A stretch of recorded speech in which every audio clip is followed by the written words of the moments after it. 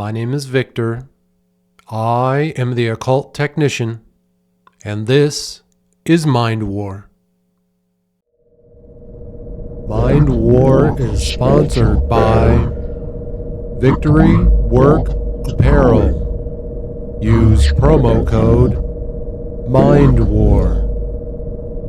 Join the Mind War today. Enlist at patreon.com/mindwar. Now, back to the show.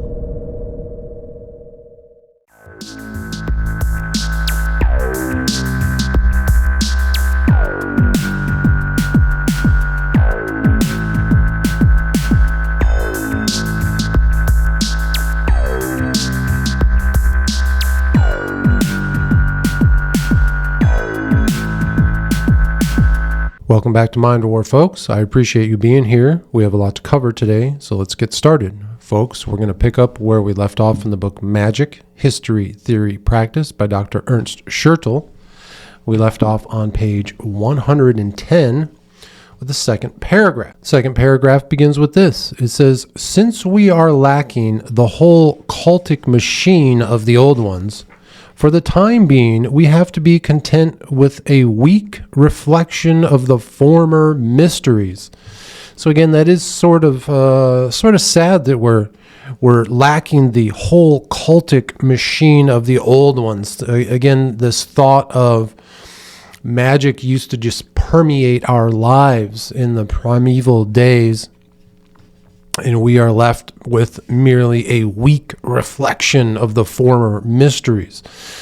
Those mysteries which are no longer hidden, no longer occult, because of the work that we do here in the Mind War podcast, this revelation, this revealing of the methods, right? I do believe that much of the work that we do here is what these secret societies wish they were doing, what they maybe promised some of their members, but as I've told you before, often they leave members unfulfilled.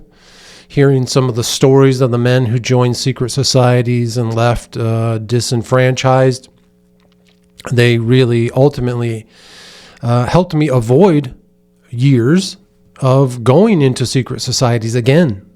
As I've said before, I joined the organizations, corporations, and institutions, the military, through the United States Marine Corps. I went to university.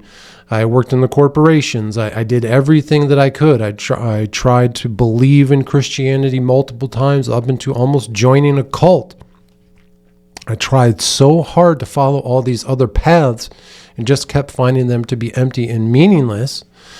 And it wasn't until I really freed myself, like we talked about in the last episode, freed myself of that forced upon knowledge, those societal, cultural, and wet blankets that are forced upon all of us. Once you remove them, then you allow this new knowledge to permeate you wherever that knowledge comes from. And that's where we found this book, Magic, History, Theory, Practice by Dr. Ernst Schertl, supposedly one of Adolf Hitler's favorite books, where we are somehow basically studying Nazi magic, folks. This wasn't on my bingo card. This wasn't the plan, but this was the path that I was led down. And boy, what a path it has been. So we're going to continue on here on page 110. It says, one evening with a quiet and concentrated atmosphere, we turn off the light and place a candle somewhere, but dimmed out in such a way that its direct light is not hitting us. We slowly walk up and down the room and breathe deeply. The clothing must nowhere be too restricting. One would be better wearing soft shoes instead of boots. The whole body must be kept very relaxed, the arms hanging down at the sides and the palms somewhat turned to the back, as if one wanted to push air away. The head is slightly raised, as if one were drinking. So again, Dr. Ernst Schertl is really starting to talk about the actual practice of magic, and it's just like we've described. Dimly lit rooms with one candle comfortable clothing. We've talked about the importance of that, especially when you're doing the Gateway Experience tapes. And of course, he says deep breathing, the different breathing techniques. Again, I'm not here to show you any specific breathing techniques. There are plenty of people out there who can teach you how to breathe by number. What I've always told you is that you breathe along with the music, the hypnotic music. Again, I listen to Don't Sleep by Evil Aesthetic. You can find it on my YouTube playlist called Magical Music. That's an amazing 1.5 hour long video. And when you breathe in and out with the music, it'll guide you when to inhale, when to hold your inhale, when to exhale, and most importantly, when to hold your exhale. When you hold that exhale, that's when the world around you really transforms. We will soon experience that a deep feeling of calmness will gain ground, which will gradually take on a character of numbness. From this, lightly narcotic smoking can be highly recommended. Again, at this point, we are already in the state of somnambulance, that state of hypnosis, the state of sleepwalking, right?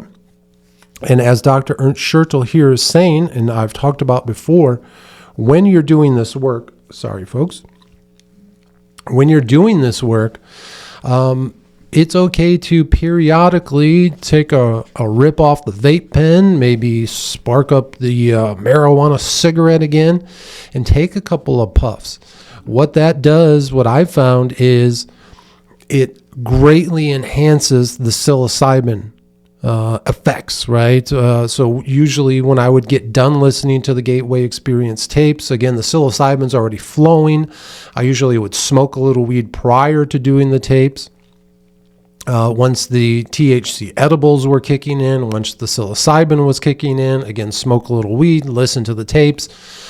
Once you're done with the tapes, prior to going to your altar or while you're there, part of your actual practice, again, smoking a little bit more weed to really get everything kind of, really worked up again.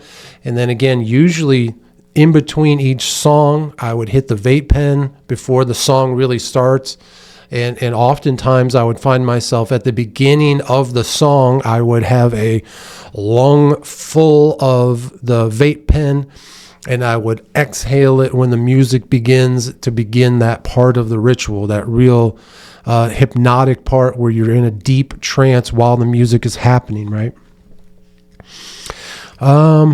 We give free rein to our thoughts, but are cautious that this reining of thoughts does not become a pondering. Man, again, excuse me. Where have I talked about that before? With the Gateway Experience tapes, 1 month patterning and 1 year patterning. You have to go into those tapes with a plan. You don't want to go into a tape where you're supposed to be focusing on what the next year of your life is going to be like and just let your mind wander and start thinking about all sorts of negative things that might be going on in your life. Because when you do that during a tape where you are basically manifesting what's going to happen in the next year of your life, if you let your mind wander and let all sorts of negative things permeate your mind, that's what the next year of your life is going to be like. You have to really focus. But there are also going to be nights where you really have to just open your mind up to new information, a new flow of information. Because again, like I've talked about before, if you're working on a specific project, it could be something mathematical, scientific, whatever, where you keep running into this wall and you can't find out what the answer is and you just can't get to the next step. Go and do your magic. And in your magic ritual, while you listen to the tapes and when you get in front of the altar, allow your mind to just open up. Allow it to be clear. Free it from all the nonsense.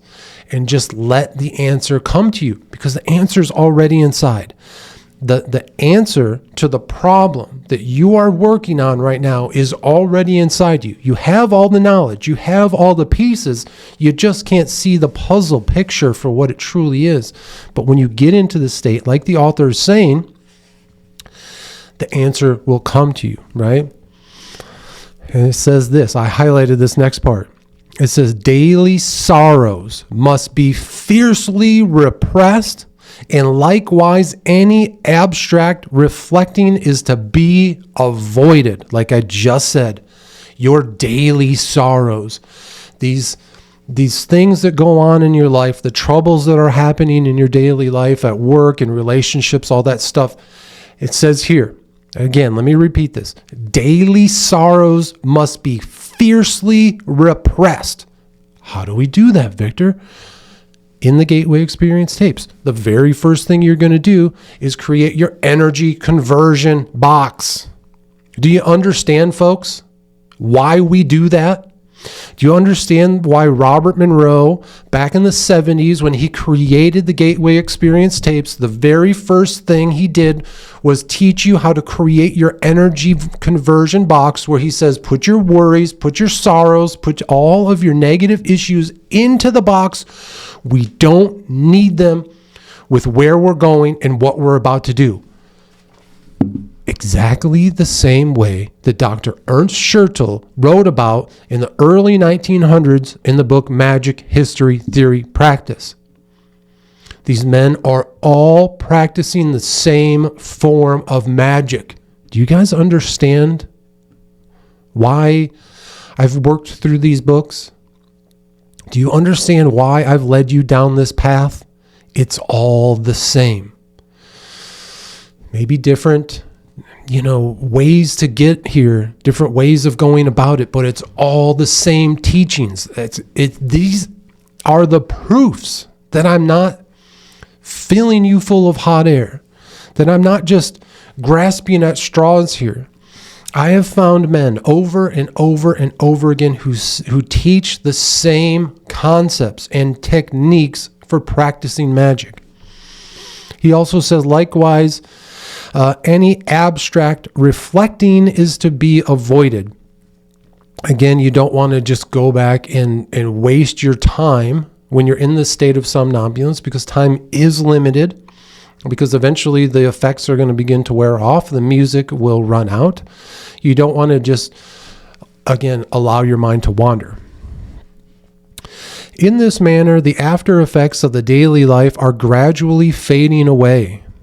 Now we throttle in a soft manner the thoughts more and more, in order that any kind of imagination is turned off and our inner self is disengaging itself from any conscious movement of the soul. Again, your daily life is gradually fading away. Again, you deal with the profane during your daily life. The profane people who are mindless morons, maybe no fault to their own. They're just caught up in the matrix, right? Or the profane work that you must do. And again, work won't always be profane.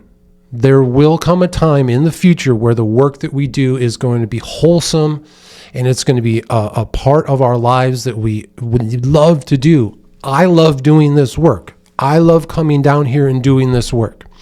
I love every chore that I have to do when I leave here. Cleaning the house, the little projects around the house that I do, cooking dinner, all of these things are for the purpose of caring for my family that I love so dearly. All the work that I do now is wonderful. Just like the great Damien Eccles said, if you can't find God in washing the dishes, you're not going to find him in some spiritual temple. I find God, the absolute, the cosmic dynamic forces, the universe.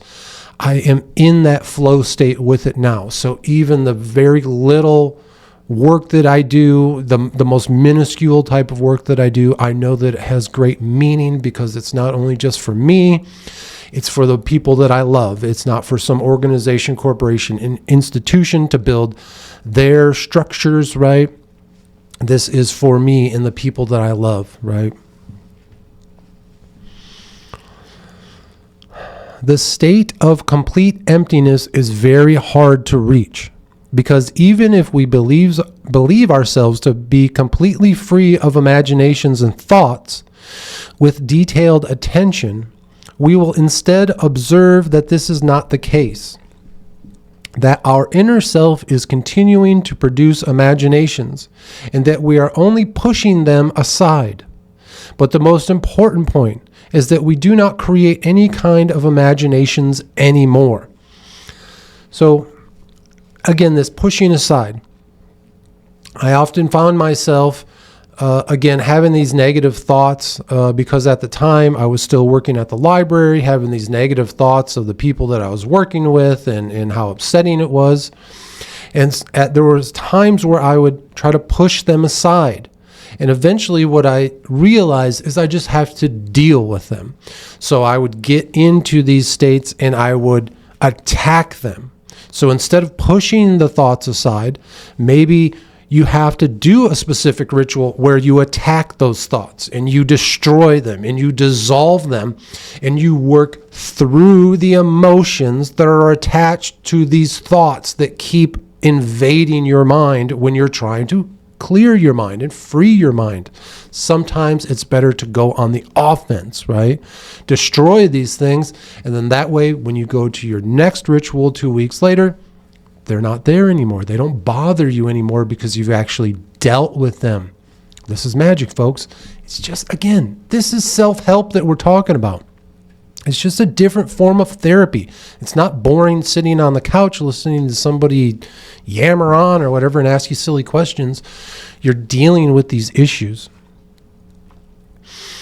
And then again, there are going to be times where you go into this work with the purpose of imagination, purposely freeing your mind in order to imagine new things.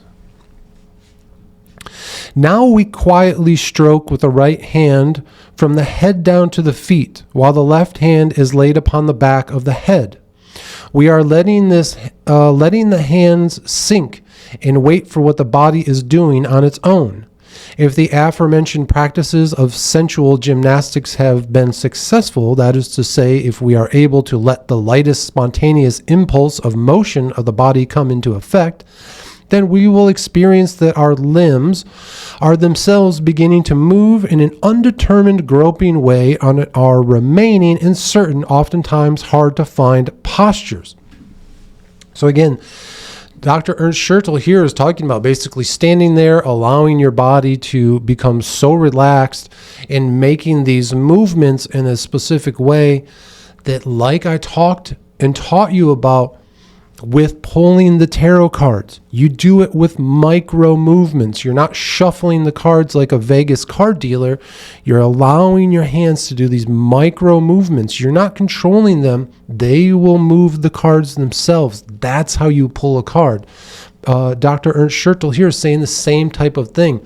You can get into this state of somnambulance where maybe your whole body starts to do these different type of maybe yoga type postures, right?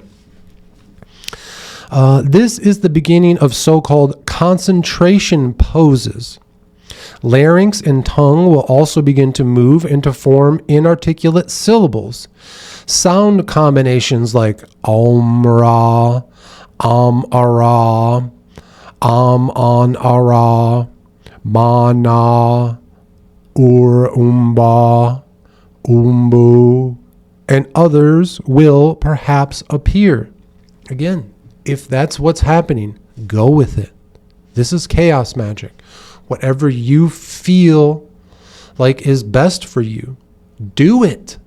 There are no rules to this. Allow these things to happen. Movements of the body and syllables will also be linked to one another in a certain way. The breathing should be calm and even as in sleep. We close the eyes, whose lids are beforehand already kept halfway lowered. The closed eyes, the calm breathing, and the monotonous mumbling of the syllables must awake the emotion in us, as if we would be more and more plunged into the infinite, dark waters, aka the abyss, or as if we would be floating in an infinite, empty, lightless room. Here, a converging of the closed eyes in the direction of the root of the nose is also beneficial. Again, when you get into that state of somnambulance, you've closed your eyes, you're viewing the abyss the same way we do in the Gateway Experience tapes. When he's talking about converging our eyes in the direction of the root of the nose, he's talking about the stare. You can do the stare with your eyes closed. During these practices, we must not desperately want, but we must, so to speak, elicit the states out of us. You cannot force these states of being, these states of mind and body. You cannot desperately want these things. There is going to be a desperation in the beginning, but you have to free yourself of that desperation, and you do it through repetition. Over and over and over again, you're going to do these rituals. And each time, you're going to take one step further. Where have we talked about that before with your aristos? It's not all about these dramatic changes where everything happens at once, but small, incremental changes will cause your aristos to change. We must elicit the states out of us. Again, it has to slowly come. You're going to elicit these feelings. And every time you're going to make small, incremental, positive changes where maybe the next ritual or ceremony that you do, you're going to add just some tiny little piece that you learned in the weeks prior. And you'll see those incremental changes coming. The old ones solved this difficulty in the manner that the master brought the pupil into the hypnotic state and then created suggestively the described sensations in him, the pupil. Literally the Gateway Experience tapes. Robert Monroe helps us get into a hypnotic state. He teaches us how to do self-hypnosis, and then he uses suggestion, hypnotic suggestion, in order to elicit specific sensations. Absolutely amazing. Again, two separate men from basically in an entire different century in a way. Again, their lives overlapped for a short period of time, but truly just amazing to see that they are both on the same page. Thus, all desperation and convulsiveness of the will on the part of the pupil was impossible.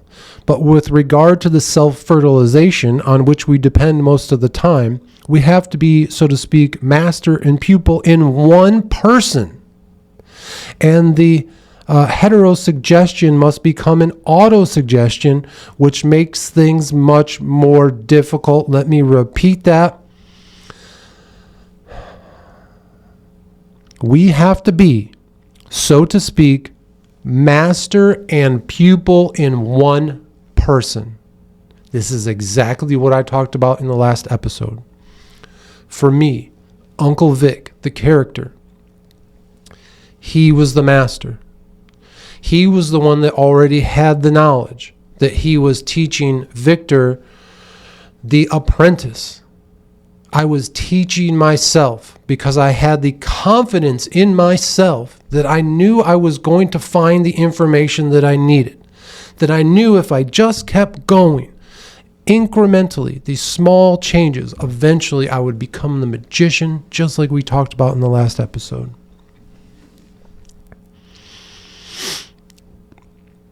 During the state of erasure, which must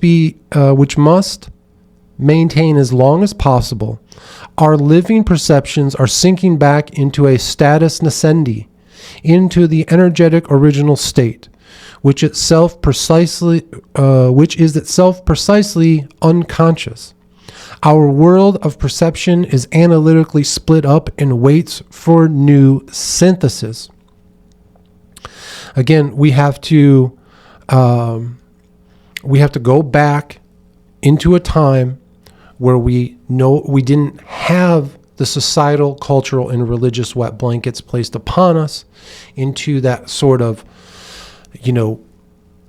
we're already connected from birth with God, the universe, the absolute, the cosmic dynamic forces. We have that connection. That's when it's our strongest. It's not until man comes and places the organizations, corporations, and institutions over top of us that hold us down and keep us boxed into their little worlds, right? Once we remove those things and get into a sort of unconscious state where we're not conscious of all the nonsense that has been forced upon us, then we can wait until we achieve this new synthesis, until we are reborn. This is what the Bible talks about with all the Jesus being reborn nonsense. Okay, again, I don't think he died on the cross. There's plenty of stories of men who were on the cross for 3 days who were taken down and were still alive. I believe that's exactly what happened. I think he was on the cross for a couple of days. They took him down. They took him into the cave. What did they do? They anointed him with oils and put new clothes on him. Literally, they put salves on him. They cleaned up his wounds. They sewed him up. They put bandages on him. That's why he was white. He looked like he was glowing when he came out because he was covered in oil. And he was, quote unquote, reborn. I think that's what that process is, right? And this is what we're doing in our lives.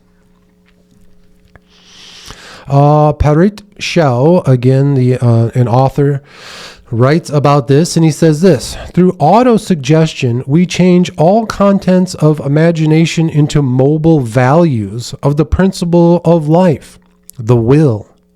The will corrects, arranges, and subjects the contents of imagination. But it is remarkable that the Radish Yogi is not forcing the state of autosuggestion, but is letting it happen because of traditionally known causes. Again, this idea of autosuggestion, allowing your free state of mind to give you the answers that you already knew were inside you. These are the principles of life, or the will. You already have the will inside of you to do what you need to do. Then you know what is right. You know what you have to do, but it's always being bogged down by the nonsense that we've been taught from the organizations, corporations, and institutions, from the society, culture, and religions. We have to get rid of those things, free our minds in order to, again, get this sort of auto-suggestion of our unconscious will. Because, again, the answers are already in here, folks. It's the as above. We ask the questions. We send them out there. We beg for help. Please help us, help us. But the answers were already inside the whole time. Such a state of autosuggestion is at first level cosmic sleep. This sleep is a return to a state of life of humanity which is stored in the subconscious, and in which humanity created the first mental values, the perceptions. Here we talk about the memorization cosmically created in the somnambulant, similar to sleep, universal connectedness. A memorization about this elementary state of consciousness which goes back to human primeval history.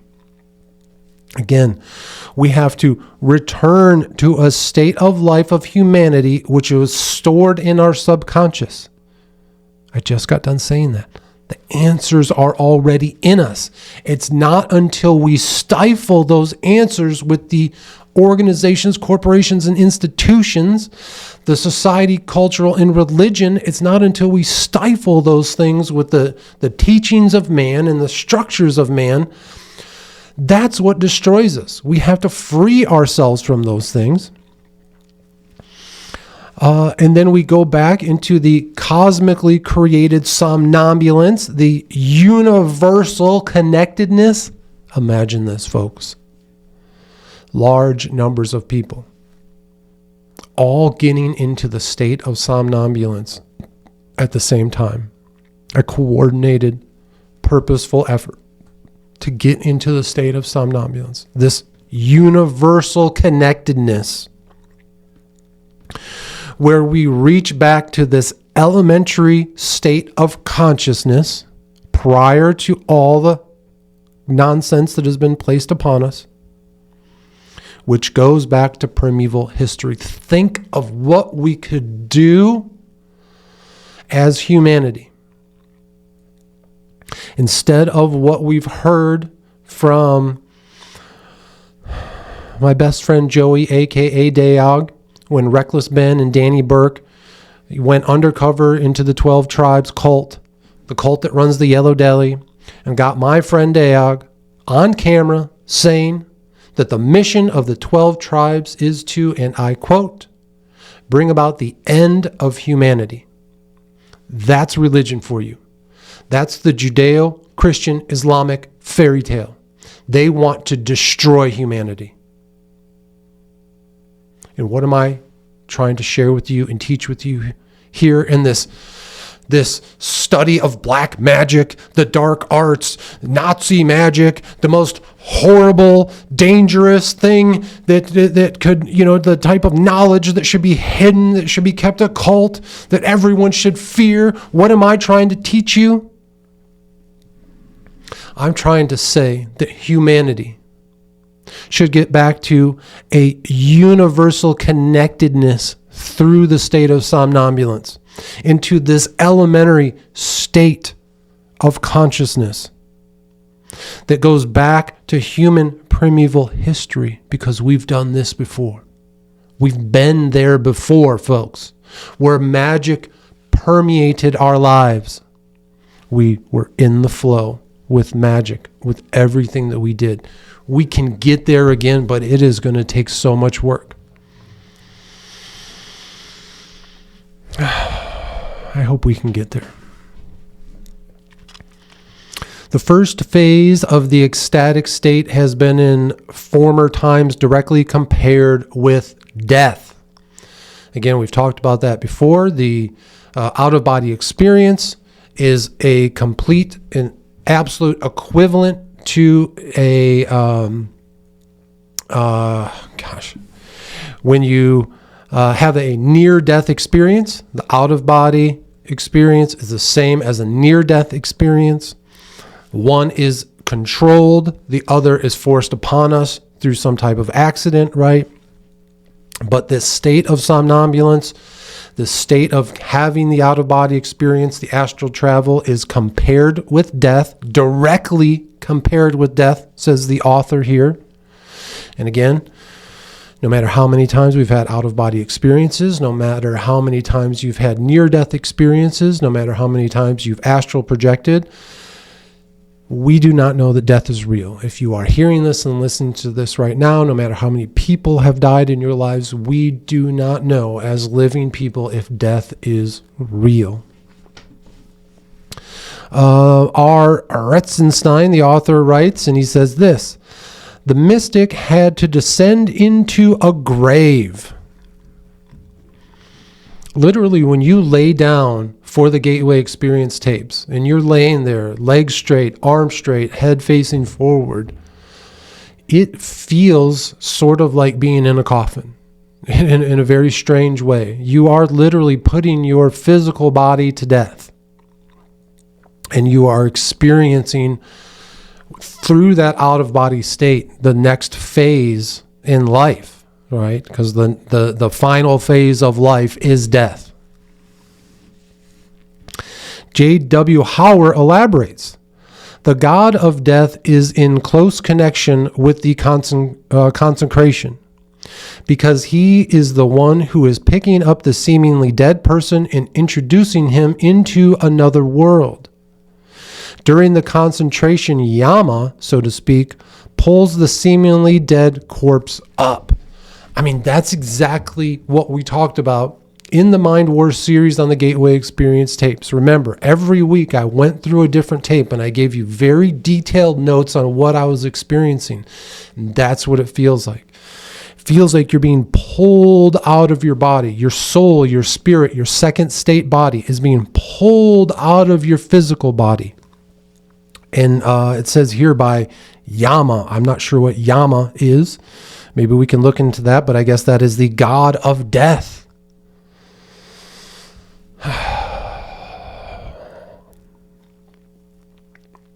That final experience, man, there is a sort of longing for it now in my life. I appreciate life. I'm very thankful with every moment that I have, although they are fleeting. But there is a longing for this final experience. I am no longer fearful of it. And I was fearful of death in the past because I didn't feel like I had accomplished the most important thing in my life. And at this point, the art project is not finished. I have 3 years to go. We still have to finish this series. We still have so much work to do.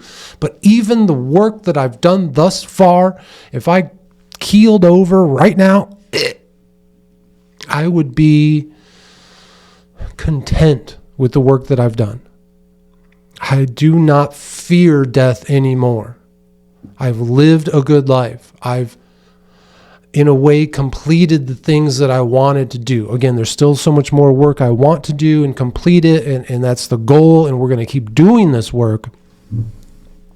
But even knowing that there's a light at the end of the tunnel for this art project, that in 3 short years it will be over. We've already done 4 years. We got 3 years left. And once that's done, I mean, that is really it. Of course, there are still things in my life that I want to do, continue to raise the Moon Princess and watch her grow into an amazing human.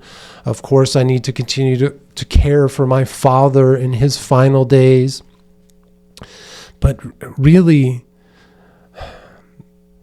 the soul, my soul, and this longing, this desire for knowledge, and more importantly, for experience, it's been completed. Going through the Gateway Experience tapes multiple times, having these magical experiences over and over and over again. These things are what I longed for my entire life. I knew they were in there. And again, it wasn't until I freed myself from all the barriers that the world and man puts in front of me, until I freed myself of that stuff and finally started doing the things that everyone told us we weren't supposed to do. That's when I finally found solace and comfort and contentment and lost that fear of death. There was such desperation in my life. Working hard, doing this, whatever it was. It's like I just felt like my wheels were spinning because I was doing all these things I thought we were supposed to do, but they weren't resulting in a contentment in my soul. But now that contentment is there because I've done this work. The state of imageless, similar to death immersion, must cross over into a phase with a more and more strong pictorial nature. As you go through the Gateway Experience tapes, and especially as you work into those final phases where you're helping other people who have recently died move into the afterlife, it's not just to help other people, it's to help yourself as well. You are getting a glimpse of what comes next as you move down the highway of death, bypassing the off ramps to the fake heaven and the fake hell, driving past the fake Lord your God, right? Telling him to piss off and moving forward into the garden. This was formally, suggestively brought about by the master. Today we have to arrange it ourselves. This is the process of compression. Again, Robert Monroe, when you go through the Gateway Experience tapes, he is the master. He is the one doing this hypnotic suggestion of all the things that we are supposed to view and do while we're having the out-of-body experience. You guys understand he is the master when you are listening to those tapes. In the same way that you are here listening to Victor, the occult technician, as the master, sharing with you just the basics, man. Everything that we have done in this podcast this far, all of these years, the hundreds of episodes so far, It's all just the basics. That's all I know is the basics, but we learned them from the greats. And the beauty is this. Now that I have taught you the basics, you get to go on and be so much more advanced than anything I will ever do. It is you, folks. It is you, Volks. You are the ones who are going to change this world, not me. I am not physically capable of hammering this world into something new. It's going to be up to all of you. You are going to carry on this knowledge. You are going to share it with others through your own experiences. And you are going to make concrete changes to this world to get us into that golden era, to get us into the age of Aquarius, to get us into the age of enlightenment.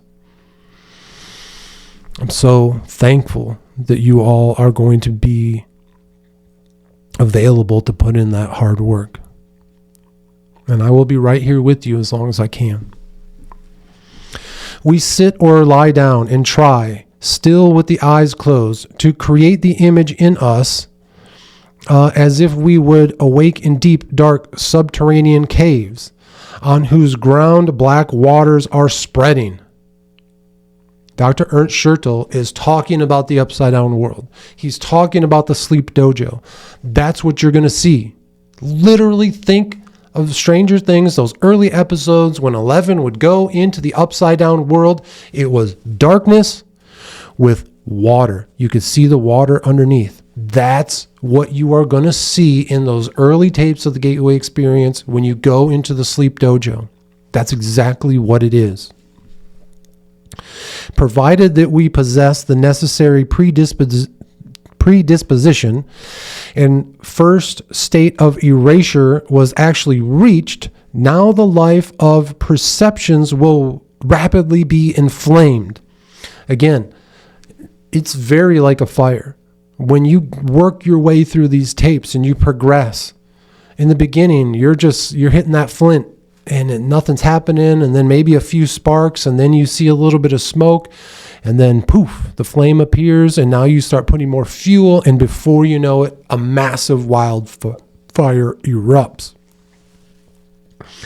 The figures around us, which have a more or less horrible mollusk-type shape, will automatically compress themselves, and we will perhaps also perceive ourselves in a non-human or pre-human shape. A mollusk-type shape. Go back to the Gateway Experience tapes series that we did here in the Mind War and listen to how I described the spirits that would be around me. They were sort of formless. They were sort of a dark void of themselves, right? Like a mollusk, okay? These kind of sea creatures, right? That are just goo and kind of, almost like a tongue or whatever, right? Think back to the tapes where I talked about the second state body, the spirit, almost as a plasma-like form coming out of the shell of my physical body. This is what he's talking about. A book that was written in the early 1900s, and basically what was soon to be Nazi-occupied Germany. The author here is talking exactly about the experiences that we had while listening to the Gateway Experience tapes. Again, this is confirmation of the work that we've done. It's real. It's true. It's no longer occult. It's no longer hidden. The waters of the deep throw waves and bubbles and exhale foreign damps. And these damps circle around us, agglomerate and elongate, emerge and burst into gelatinous masses, inflame in shrouded appearance, and sprout heads, limbs, leaves, and images of incomprehensible shape, similar to the sea creatures which are neither animal nor plant. Somewhere a dark sun and a dead moon are glowing. These are the pictures that Dr.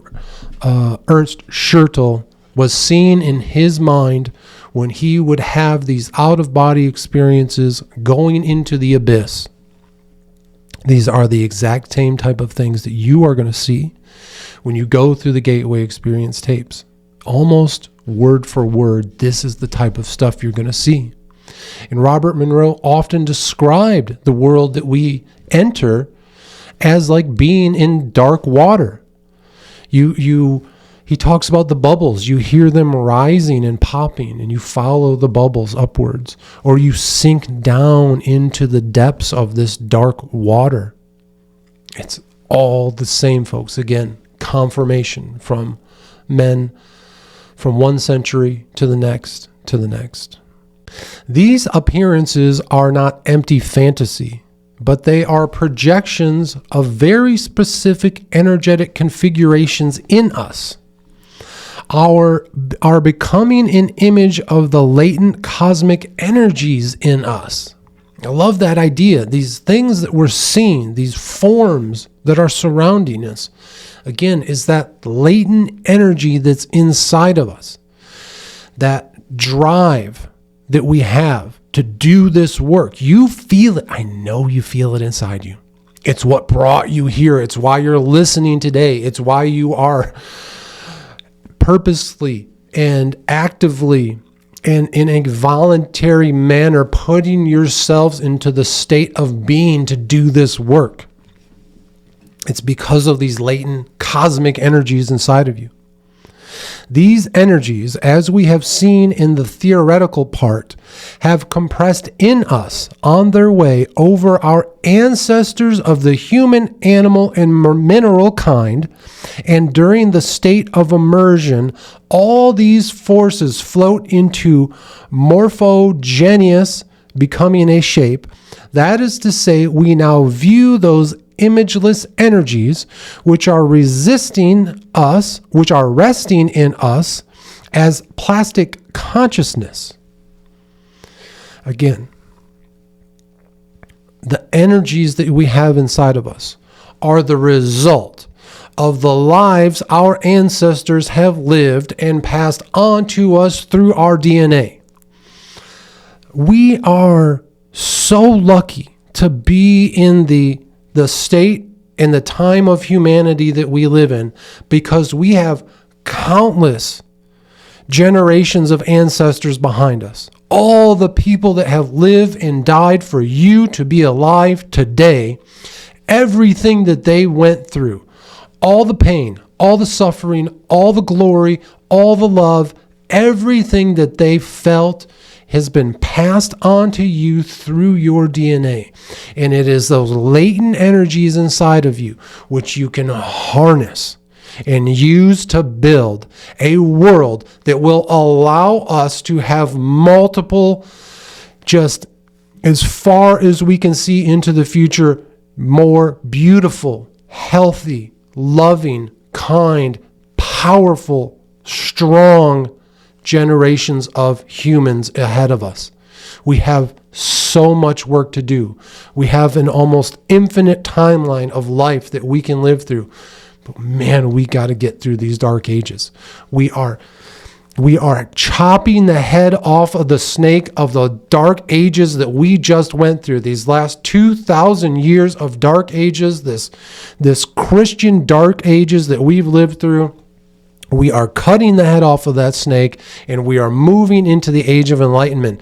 But man, the battle is coming. This final battle from the book of Revelations, it is coming. If there is a truth to the Bible, it's that there has to be a final battle. We either have to be destroyed by the snake, or we have to finally kill it, chop its head off, and move forward with humanity, again, into the age of enlightenment, into the golden era, into the age of Aquarius. Our consciousness wanders through ancient states of existence, of the cosmic in us.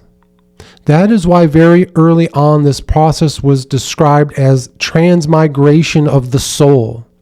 The soul, that is to say, the focal point of the consciousness, is wandering, so to speak, through the various structure stadiums of the cosmic, which are represented in our line of ancestors down to the first star cloud, which our profane life is resting asleep latent in us. Again, our profane life puts all of those ancient thoughts and feelings that we have, it puts them to sleep, it crushes them, but they're still inside of us. It's why we have these weird desires. It's why we have this weird pulls of energy. We're being pulled in these different directions because we are reaching back through our ancestry into the life that was lived prior to this profane world that we are in today, into this cold, filthy, disgusting world that has been portrayed as normal, but we know something is wrong. We don't have to fully destroy everything. We're not talking about burning everything down. We're talking about cleansing it. We're talking about weeding the garden. We can go back to the good times. We can return to them while at the same time securing the good times into the future. The initials AMO, A period, M period, O period, writes. So an author who's just initials, they write this. Our memory contains a gallery of ancestors which is qualified to evoke knowledge.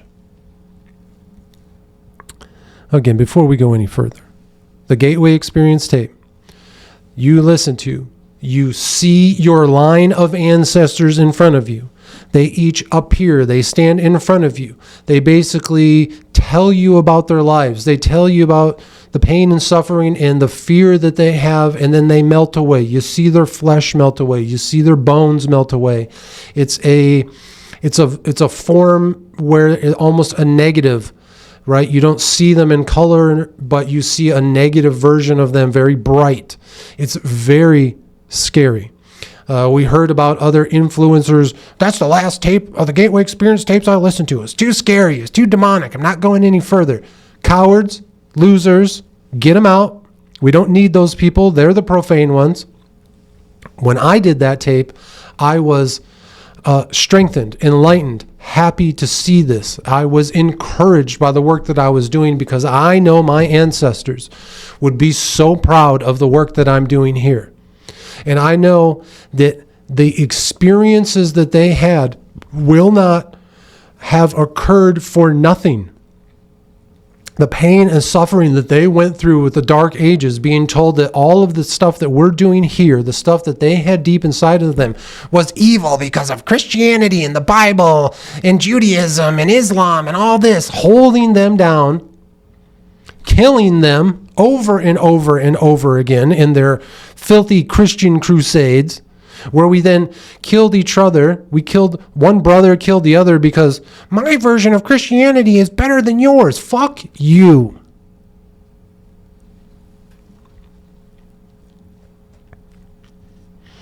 All our ancestors are interwoven in it. Interwoven in this, again, we're talking here, the ancestors are qualified to evoke knowledge. Again, the knowledge that we've talked about. You have to let go of the knowledge of today. That knowledge of today is built and given to you in order to suppress you, to suppress your imagination, to suppress your soul, to crush you. You have to let go of it, invoke the intuitive ancestral knowledge within you. Because again, all of our ancestors are interwoven in it. We are therefore able to reawaken the whole history of creation in us. Of course, this reawakening does not apply to the empirical history of creation, so that geology, paleontology, etc. are discontinued. But it applies to the inner energetic structure of our line of ancestors, which gives a pictorial energetic morphology of faded away states of existence. Again, We're not talking about getting rid of science and math and all of those things. That's important.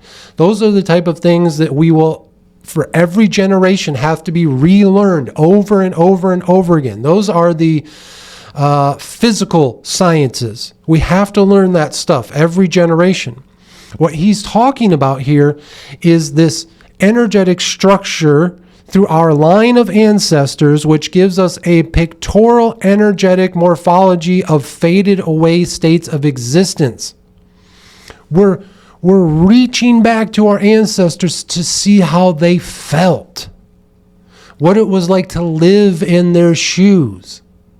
Not just past the horrors of the Dark Ages, but really reach back into a time where we communed with nature, where we communed with one another, where life was again full of that stream of magic.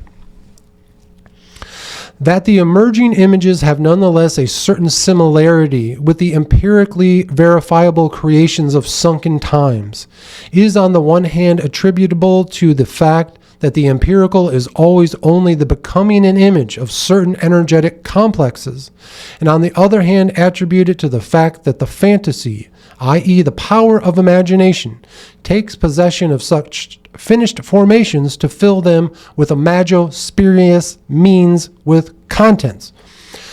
So again, the structures that we build here in physical reality are often the result of these images and these feelings that we hearken back from our ancestors.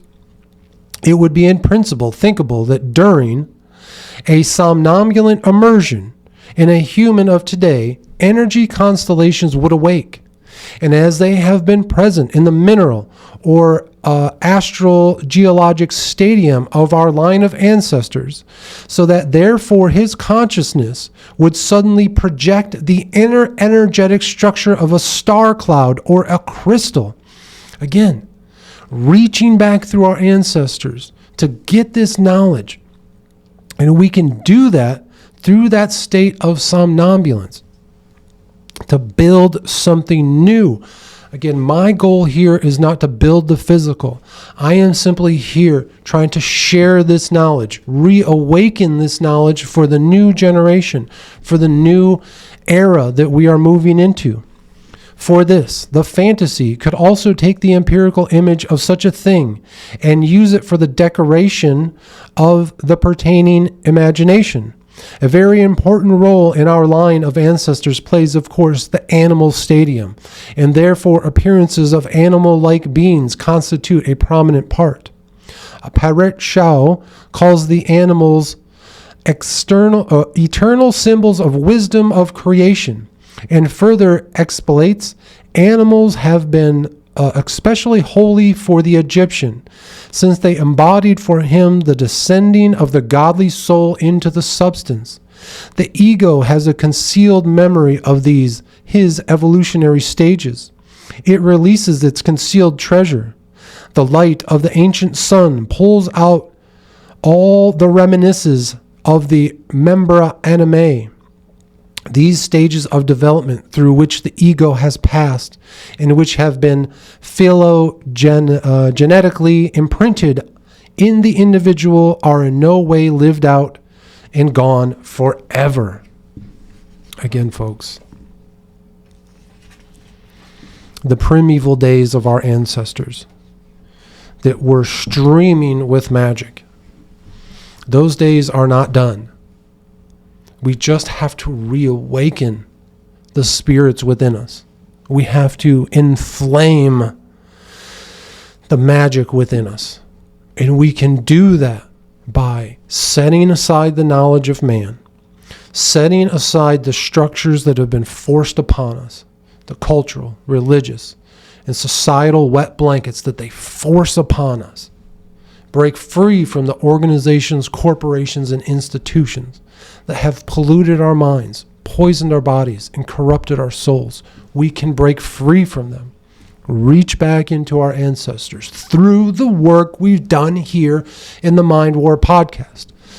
We're going to go back and listen to the series on the Gateway Experience tapes. We're going to re-listen this series here on magic. I give you all the tools. I show you the path on how to do this.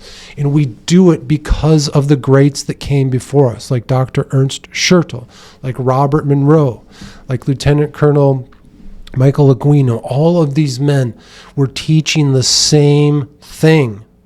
They just did it in different forms. When we return, we're going to go very quickly through a few posts over on Instagram at The Occult Technician, so we can continue on with my magical journey in just a moment. All right, folks, we're going to pick up where we left off on my magical journey over on Instagram at The Occult Technician. You're going to scroll all the way down to a post from February 26, 2024 called Operation So-So. So this was basically Tom Segura, Bert Kreischer comedians. They launched their Pour Oso vodka. I called it Pour So-So vodka. I did a quick comment on one of their Instagram posts about one of the some comedy special that they made, how it was boring. I was attacked by their fans. I did this as a trolling practice just to see how much negative attention that I could get. I talked about it, I think, more in season 2 of the Mind War podcast, I believe, if you want more information there. We're going to move on to March 10th, 2024. This was a new moon post. You can see the Mind War studios here draped in purple. We pulled the card of Dakarabla, the star. The 69th spirit is Dakarabia. He is a great marquis. He appears in the form of a star and a pentacle at first, but after, at the command of the exorcist, he puts on the image of a man. His office is to discover the virtues of birds and precious stones, and to make the similitude of all kinds of birds to fly before the exorcist, singing and drinking as natural birds do. He governs 30 legions of spirits. Again, when you work with these demons, when you work with these spirits, they all have very specific, specialties. And Dakarabia here, the 7 of Swords, again, the 69th demon of the Gwedia, he works with birds. I know that sounds strange, but if that is something that's inside of you, to learn more about birds, maybe to control birds in a way, have them work for you as a spirit guide or something like that, you're going to call upon Dakarabia. In the last few pictures there, again, just a normal night. Again, the Mind War Studios draped in purple. Next, March 15th, 2024, we have what I believe is the first appearance of the term Center X. So again, if we're going to create a new political party here, if there's one formed from the Mind War podcast here, it's going to be called Center X, Extreme Centrism, where the extreme nationalists of the right unite with the extreme socialists of the left. I think that's the biggest fear of our current political system, is if the right and left actually combine and work together. But again, that's Center X, or as I like to say, extreme common sense. We'll move to the next post, March 26, 2024. This was another full moon post. It was a video there. Again, a very typical night. We'll just watch through. I pulled the 10 of Wands. I did this in a video format. The music here is from a movie called Hexan, Haxan. You see a quick screenshot there. Again, a very interesting movie. I love watching these movies from the early days of film.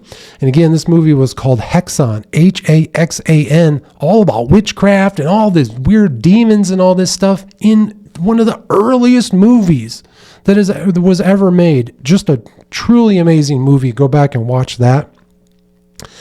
Next, March 31st, 2024, Mind War Season 3 promo. This was, again, when I was kind of making trailers, talking about the upcoming series on the Gateway Experience tapes. Again, we started that in the end of March in 2024.